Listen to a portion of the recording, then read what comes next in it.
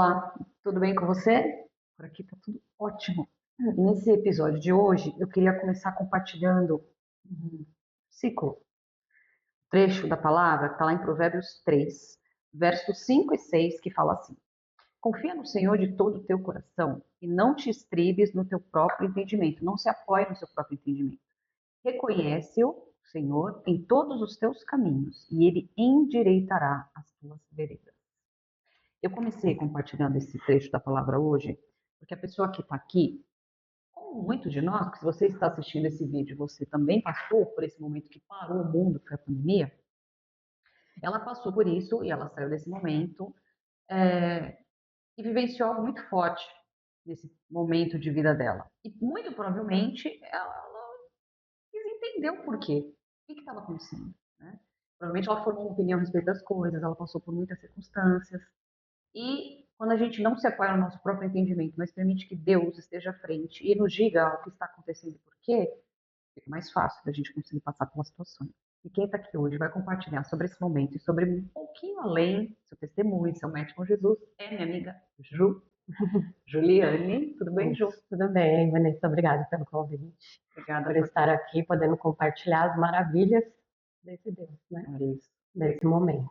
Obrigada por ter aceitado estar aqui, querida. Imagina. Eu já conheço o João há um tempo, inclusive recentemente estivemos juntas comemorando os 50 mais um da Ju. É. 50 mais um. Não é para qualquer um. Não. 50 mais um. Rumo ao segundo jubileu. É isso. E aí, Ju, foi muito bom, foi sempre muito bom.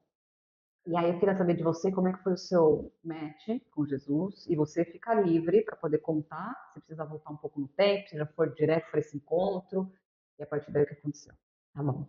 Primeiro eu quero voltar um pouquinho no tempo, porque eu vim de berço cristão, evangélico, e saí, né, para o mundo, porque eu conheci um Deus que nada podia fazer, porque ele era muito bravo, podia condenar a gente, mandava para o inferno direto, enfim, não podia nada. Então eu saí na minha mocidade e falei, se ele existe, eu vou achar.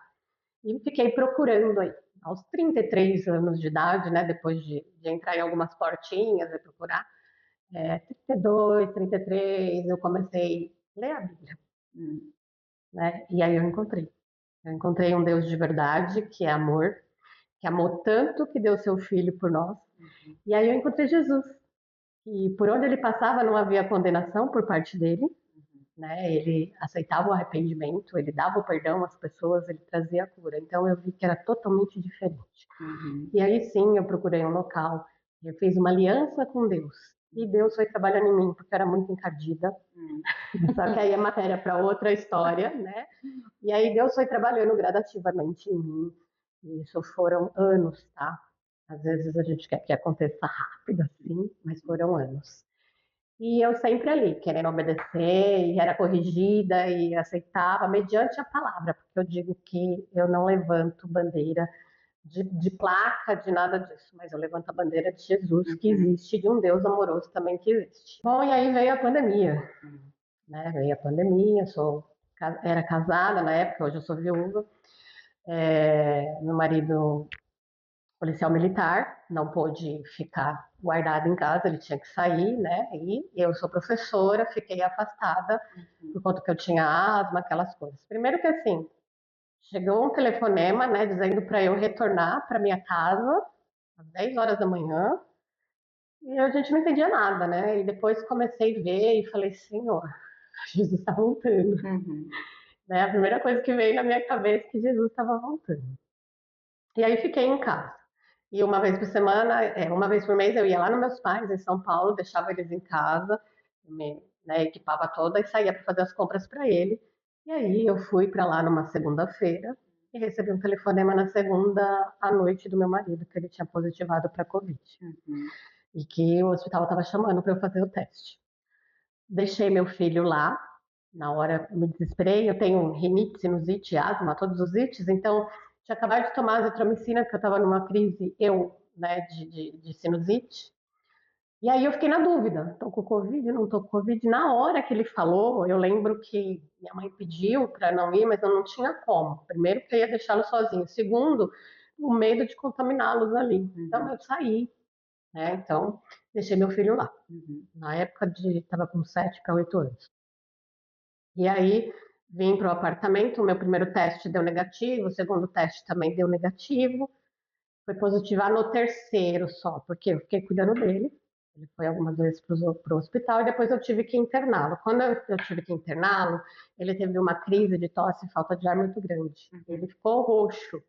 E aí o que aconteceu? Quando eu entrei no quarto que eu vi aquela cena, eu não lembro nem se eu estava de máscara. Eu sei que eu peguei ele e saí arrastando. Um homem enorme num prédio que tinha que descer, não tinha elevador, onde eu morava na época.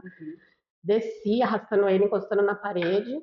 Coloquei no carro, levei tudo. Aí o médico falou: ó, você tem que refazer o teste. Possivelmente agora você se contaminou. Esse contato foi muito grande. Realmente, de fato, tinha me contaminado.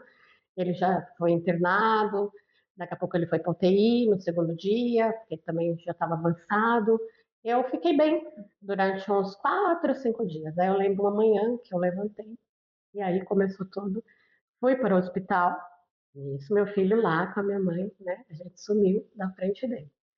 Fui para o hospital, me internaram. Meu pulmão, ele já estava com 75% comprometido. Eu não senti nada, na verdade. Quando eu vim sentir, já estava bem comprometida.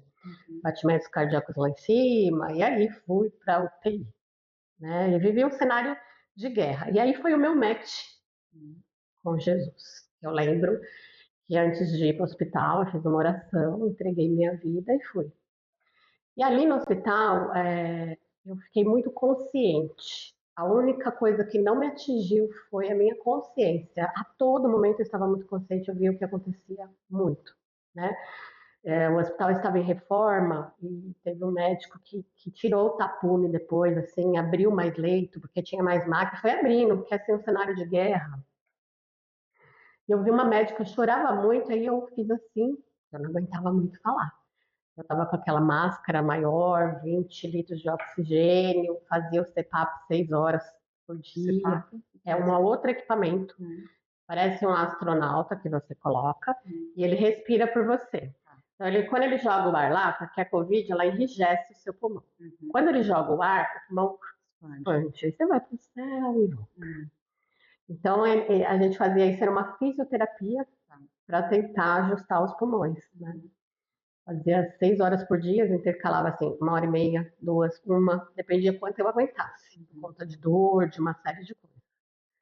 Enfim. E a médica que chorava muito, o enfermeiro chegou para mim e falou assim, que de manhã ela perdeu a mãe, e agora a irmã. Aí eu pensei assim, se a médica não conseguiu salvar a mãe nem a irmã, judiação de mim que não sou nada dela. Aí eu falei assim, Deus, porque eu estava já muito. Na verdade, eu não conseguia falar, era isso tudo que eu estou relatando é por pensamento, né? Eu não tinha mais força, eu dormi 22 dias semi-sentada. Quando eles acharam uma posição, eles não me mudaram. Era banho no leito, do jeito que eu estava, sem me virar, sem nada, eles não mexiam. Falei, Deus, eu não sou digna de te pedir nada, mas eu posso deixar clara a minha vontade, como a sua palavra diz.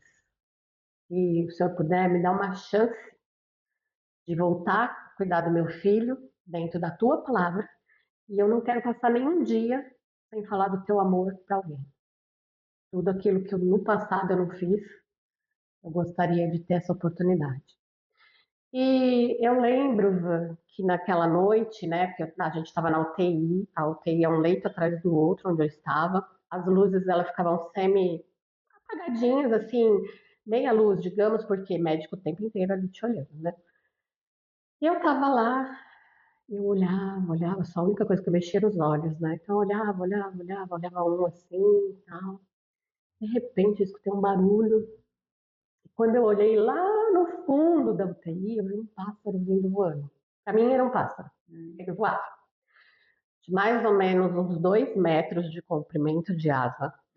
A asa dele era um palmo, não era grande assim, era um palmo. Ele era fino, digamos, mas com uma asa muito comprida. A asa dele todinha era, eu lembro muito bem, pontiaguda assim para cima, pontiaguda para baixo. Mas dentro desse um palmo que eu te falei. As garras desse pássaro eram horríveis. Não sei te descrever, o bico também dele, horrível.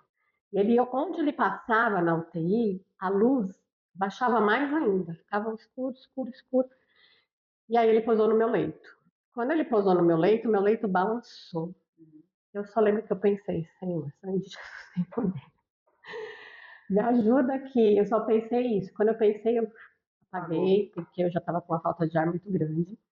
Eu acordei com os médicos no meu entorno, né, fazendo algum tipo de procedimento. Eu lembro que eu olhava, aí falei, pensei comigo, voltei, e os médicos falando comigo, e eu só fazia assim. E aí, quando eles me estabilizaram, a minha colega do lado, os aparelhos dela começou a tocar, ela não estava consciente, e eu adormeci novamente. Quando eu acordei, ela já não estava mais lá. E aí, comigo dentro de mim, eu falei, esse pássaro aí é da morte. O anjo da morte. Tá vindo aqui, não sei o que dizer, mas ele teve esse simbolismo. E durante esses dias que eu fiquei lá, eu o vi mais uma vez. Ele não sentou no meu leito, né? Ele passou, fez uma curva e foi para o outro lado. E aí eu lembro que eu virei. Quando eu virei, eu dormi de novo e quando eu acordei, já tinha ido outra pessoa. Vou ver 2 vezes. E eu tive uma experiência com Deus a partir daí, né? Eu tive pressão alta lá, problema de rins, é, tive diabetes altíssima, que eu tomava, lembro que eu tomava insulina mais ou menos de 2 em 2 horas. Depois eu tive efeito rebote da insulina, que tiveram que me reanimar. É assim, um quadro, pensa em tudo de ruim. Tava ali, eu tava entregue. E eu lembro no momento que eu puxei o ar e não tinha, e eu apaguei. Um desmaio, para mim foi um desmaio, né? Quando eu acordei, os médicos estavam de volta. O que que eu vi? Ali eu tive um médico, Jesus, assim, eu vi um portal, digamos assim, um portal, né? E eu passava o pé, se a linha estava aqui, eu passava só o pé aqui. E eu só vi uma grama muito verde, uma grama que não existe aqui, um verde brilhoso, não tem como eu, sabe? E ali eu não sentia dor, eu respirava. Eu sentia uma alegria, uma sensação tão boa, mas tão boa. E tinha uma mão segurando a minha mão. E eu lembro que eu falava, não quero mais voltar. E a mão me puxava, eu passava essa linha divisora de volta, acordei no meu leito de novo com os médicos lá ao redor. E o médico veio até a minha pessoa e falou: Olha, a gente vai ligar para sua família. Não temos mais o que fazer. Seu pulmão foi tomado mais um pouco, ele já está quase 100% dos dois. O que eu posso fazer, porque você está muito consciente, é te sedar, te entubar. Aí eu fiz assim. Ele tentou por 2 vezes e eu não me pergunta por quê, eu não falei que não queria. Aí veio uma outra médica e falou assim: Você tem algum pedido? Aí eu me lembro dos filmes, né? Seu último pedido. Eu falei: Nossa, tô indo. Aí eu fiz assim para ela e quando eu consegui falar, eu disse que eu queria a minha Bíblia. Minha Bíblia apareceu muito rápido. Eu falei: tô indo. E aí eu pedi para Deus uma palavra. E se fosse o meu momento, eu queria esperar consciente. Se não fosse, para ele me dar uma palavra de ânimo. Não conseguia abrir a Bíblia. Depois, quando eu consegui, eu não conseguia ler, porque é muito corticoide, né? Aí eu falei, não, eu vou ler, Deus vai me ajudar. E aí eu consegui bater assim o olho. Isaías 43, 18, 19. Diz que estou fazendo uma coisa nova, você não está vendo, né? Esqueça o passado, o que passou, passou. Eu vou abrir rios no deserto, no ermo. Aí eu lembro que a médica veio e falou: Posso tirar? Porque a Bíblia estava aqui, né? Não podia ficar, porque dificulta mais a respiração. Peso. Falei que podia, fiz um joinha. Ela falou: Eu vou colocar aqui, ó, no seu pé. E aí eu fiquei com aquela palavra. E eu piorei. Tive várias coisas lá, mas eu lembrava da palavra. Em um momento ela chegou perto de mim e falou, né, deixa a gente te sedar, porque para isso precisava a família autorizar. Como eu estava consciente, eu tinha que autorizar. E aí eu falava que não. Aí eu consegui falar para ela, eu não vou morrer. Aí ela passou a mão na minha cabeça. Era aquela médica da família? Era outra? Não, era outra. Tá. Ela fez um carinho, né, e virou, porque todos eles estavam ali dormindo ali. Não estavam nem indo para casa, na verdade. Enfim, fiquei naquela luta esperando, porque eu falei, Deus, tem alguma coisa. Vem doutor Fernando, não vou esquecer o nome dele, porque ele também chorava por todo o paciente, todo. Ele veio aqui na minha orelha, né? Eu vi que ele veio por trás, veio na minha orelha e falou assim, ó, não devia falar isso. Mas você melhorou 0,02%. Ele precisava de algo também, sabe? Para continuar naquela guerra e não desistir. E aí eu falei, meu Deus, esse médico veio falar isso para mim? Aí tá. Aí passou mais um dia, eu vi que ele não saía de trás dos aparelhos, porque eu pedi para deixar aquele monitor que mede a saturação e coração, essas coisas atrás de mim que eu não queria ver, porque era muita oscilação, eu mesmo com ansiedade também. e eu mesmo com respirador eu saturava 70, 80, né? Então você não vê mesmo uma melhora ali. De vez em quando dá uma espichadinha, mas não, nada de ficar ali. E, enfim. Ele vinha atrás, mexia, voltava. Mexia, voltava. Só que se passaram 2 dias, ele falou assim pra mim, moça, minha cara aqui, já me chamou de moça, pronto, já revivi ele 50%. Falou assim, você continuar assim, daqui uns 30 dias você sai daqui. Aí fiz assim pra ele. No outro dia ele estava me dando alta pro quarto. Ele falou, eu não sei o que aconteceu. Você está com 4 litros de oxigênio. Você já aguenta ficar com o catéter, então você pode ir pro quarto. Você sabe de nada, inocente. Não sei porquê, né? Aí eu só fiz assim. É uma coisa que eu falo, que eu respeito todas as crenças, né? Até mesmo quem fala que não acredita em Deus, mas eu não posso dizer que eu não acredito em Deus. Ele se mostrou para mim, né? Não tem como eu dizer. Essa força superior veio e eu tive uma experiência muito forte. Fui pro quarto. No quarto eu tive outro encontro ali. A fisioterapeuta veio toda uma equipe, tal, e eu consegui baixar de um dia para o outro para 2 litros no catéter. Ele só falava, não vai nem no banheiro sem. Bom, eu nem me mexia, quanto mais descer do leito. Aí eu fazia joinha e me alimentava com tudo que eles passavam lá, né? E a fisioterapeuta veio com o médico e falou assim, ó, você vai ter que ter um pouquinho de paciência, né? Perdeu muita massa muscular.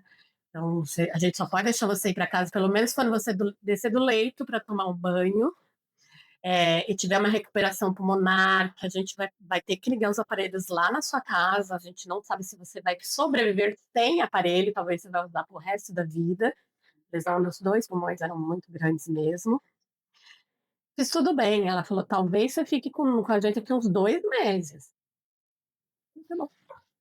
4 dias depois eu estava indo para casa só para falar.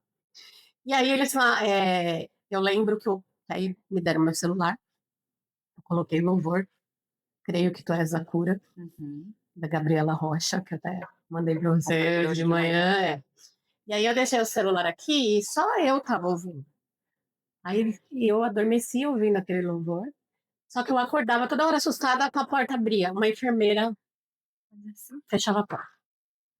Mas não passava, eu adormeci, assim, coisas de segundo. Adormeci, um sono gostoso, daqui a pouco a enfermeira de novo. Aí a terceira vez que ela abriu, eu consegui falar com ela. Tá tudo bem? Aí ela entrou, ela falou, tá, e aqui? Falei, tá. Aí ela foi no banheiro, voltou. Aí ela olhou pra mim e falou assim, desculpa, a madrugada, um silêncio. E tem um coral aqui dentro. Eu tô ouvindo, estão cantando. Toda vez eu fecho a porta, quando eu venho procurando, o som é do seu quarto. Pode ser que tenha mesmo, mas aonde está? Ela falou, não tem ninguém, né? Eu ainda estava sozinha no quarto. Eu falei, Jesus, mandou um coral de anjos aqui. Cantando Creio que Tu És a Cura. Vou sair, porque os médicos ainda eram muito pé no chão. Eles falavam, não sei se seu coração vai aguentar, você vai ter que parar. Tem a expectativa que não vai. Enfim. Mas às vezes também eles dão um prognóstico muito ruim, né? O que eu digo que o diagnóstico não é sentença, né? Procura olhar o copo meio cheio, não ele meio vazio, ele meio cheio, Aí passou umas horas durante o dia, perguntaram se eu podia ficar com uma pessoa no quarto. que ela não passou por nada que eu passei, mas ela falou, se continuar assim, ela vai morrer aqui, porque ela entrou em depressão. Zé, eu conversei, falei de Jesus ali, tudo, o tempo inteiro. Aí a médica veio falar comigo também, eu ia receber a alta, ia para casa. E eu fui para casa dos meus pais em São Paulo. No dia 18 de agosto de 2020 eu tive alta. Fui ligada nos aparelhos, né, com tudo aquilo. Tinha que dormir 24 horas no respirador ainda. Fisioterapia para voltar a andar, falar, comer e respirar, né? Aí eu, dentro de 3 meses... Internada quanto tempo? 22 dias. Depois de 12 dias, meu marido faleceu na segunda parada, né, que ele teve. E eu não podia chorar. Aí eu falei, Jesus, ajuda aqui, né? A única pessoa praticamente da família, ele tinha que ter uma prima, 2 tias que já tinham idade, e quem tinha que reconhecer era eu. Meu pai me levou, ligou todos os aparelhos lá, levou fio, extensão, fez o que tinha que fazer, passei o dia lá. E ele faleceu 12 dias depois da minha alta. Tínhamos uma promessa sobre a vida dele, mas ele faleceu. Aí foi o meu primeiro susto. Mas continuei ali e consegui passar aquele momento, olhando para Jesus. As pessoas falam, nossa, como você é forte. E eu pensando, eu não sei, mas a paz que excede todo entendimento, igual está escrito lá na Bíblia, veio sobre mim. Um momento que eu senti um desespero, mas eu não chorava, não ficava triste e conseguia resolver as coisas ali. O meu filho hoje tem 13 para 14 anos, ele é autista, tem TDAH, então para ele nós sumimos da frente dele, foi muito ruim. Mas continuei lutando depois na casa dos meus pais, fazendo a física tudo direitinho, e eu não podia voltar para o meu apartamento porque tinha escada. 3 meses depois da alta, eu fiz uma nova toma do pulmão, e o médico falou, você está com 75% de lesão nos 2 pulmões. A gente não sabe se isso vai regredir, se isso vai melhorar, ou se isso nunca vai sumir. Tá bom. Mais um mês, desligamos o oxigênio que eu ficava em casa, né? Já passava 100. Dificuldades extremas para falar e respirar, para comer, isso sempre acompanha, né? Tem um processo que a gente passa. E aí eu falei, Deus, eu preciso locar um lugar com um elevador, né? Alguma coisa do tipo. E eu ouvi uma voz muito doce, falando assim, por que não pede que eu te dou? Aí eu falei assim, não tem como, né? Eu não tinha condição financeira, o mundo na pandemia, ninguém comprava, ninguém vendia, blá. Você, Vanessa, que em 30 dias eu entrei dentro do que é meu, não foi alugado não, eu comprei, que é onde eu estou até hoje, né? Então Deus me proporcionou a compra, estou trabalhando, pagando. 2 anos depois fiquei bem, voltei para a sala de aula, que eu sou professora, neuropsicopedagoga, tive uma dor muito forte no joelho, descobri que o meu osso necrosou, né? O joelho, uma parte da tíbia morreu. Por conta, excesso do corticoide, né? Provavelmente eles não tinham outra coisa para dar, mas até aí eu dou graças a Deus, que o corticoide ele atinge primeiro os órgãos, né? Então você vê a mão de Deus passando ali e botando no osso. Hoje eu uso minhas muletinhas, são roxas, porque a gente vai ser deficiente, mas não feia jamais. Nada disso. Né? Adaptei meu carro, pessoas me ajudaram muito, eu fiquei de resguardo que precisava, depois eu falei, isso não é sentença, vamos lá. Hoje eu trabalho em 2 lugares, faço os atendimentos, cuido da minha casa, do meu filho, falo do amor desse Jesus. Não vai parar nunca. Todos os dias, não tem como, não existe como. O meu encontro, né, foi muito forte, que eu falei, não tem como dizer que eu não conheci, que eu não andei. Antes eu conhecia de ouvir falar. Hoje, de com ele andar, aquela frase que eu ouvia. E o que eu posso te dizer é que é um Deus amoroso, que cuida de mim, em todo o tempo. Em todos os detalhes. Do meu filho, do meu filho. E eu fiz uma aliança com ele. Quero ficar mesmo o restante dos meus dias falando do amor dele, cuidando do meu filho enquanto me compete, né? Trabalhando para isso muito, que é muita ralação e transpiração. Né? As pessoas não devem falar assim, a vida é um morango para ela. Não, coisas que eu descobri no meio do caminho, quando eu adaptei meu carro e já estava craque lá com as muletas, eu fui sozinha no shopping, peguei a fila do sorvete. Quando chegou na minha vez, perto, antes eu olhei e falei, onde eu vou sentar? Ih, não tem lugar onde sentar, não.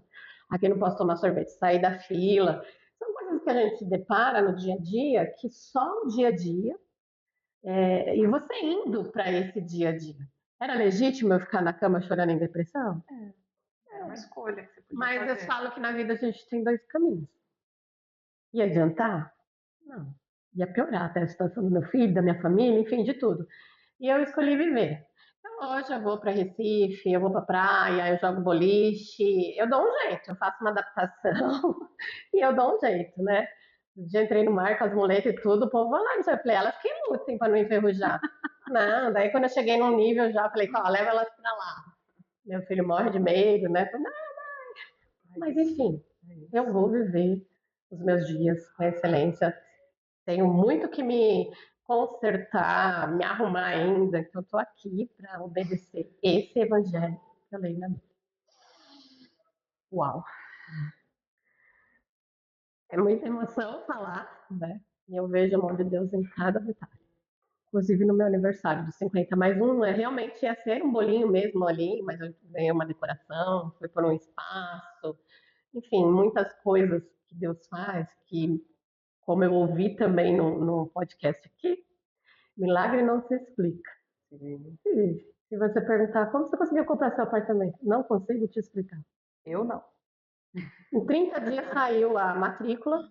Eu lembro que meu pai parou com o carro, né, no estacionamento que era do outro lado da rua. Como eu estava no oxigênio ainda, meu pai teve que sair do carro e vir me pegar. Antes de eu descer, um rapaz atravessou a rua do cartório e entregou para ele. Ninguém sabia que eu ia ali. Meu pai Você, sabia. seu pai, não sabia. Aqui, a gente aqui. Meu não pai lá sabia, sabia. E meu pai ficou olhando, meu pai terrestre aqui olhando para ver se era meu mesmo. E entramos dentro do carro e falei, pai, vamos embora. Não se explica. Se vive, se vive. E é isso, Ju. Maravilha. Vamos viver de milagre em milagre, de fé em fé, não parar nunca. É isso. Né? A opção parar para mim não existe. Não existe. E bora lá. E continuar falando dele. Ah, com certeza. Né? Obrigada. Como não se sentir inspirado caminhando do lado de alguém que tem um testemunho desse? Né? Às vezes o pai fala, vou reclamar um pouco, mas você falar o quê? Como assim, não é? Como assim? Isso. Olha isso, sobre isso. Olha isso. Gostou? Pacote completo? Curte, comenta, compartilha, se inscreve no canal e esteja aqui na próxima semana, porque semana que vem vai ter mais alguém sentado aqui compartilhando as coisas maravilhosas que Deus faz na nossa vida. Um beijo.